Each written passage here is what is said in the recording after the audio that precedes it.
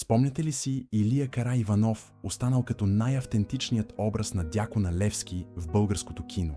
Един от най-красивите български актьори, за съжаление, ни напусна в мразовития 4 януари на 2009 година. Само 3 месеца след като отпразнува своя 60-годишен юбилей. Но погледнато иначе, може ли един актьор да иска нещо повече от това? Публиката да го запомни млад и красив. Големият актьор е роден на 11 септември 1948 година в Бургас. Завършва Витис Кръстю Сарафов през 1973 година със специално актьорско майсторство. Илия бе забележителен творец както на театралната сцена, така и пред кинокамерата. България завинаги ще го помни с ролите му във филмите "Смъртта може да почака", "Голямото нощно къпане", "Адаптация", "Бой последен", "Апостолите" и "Обратно към небето".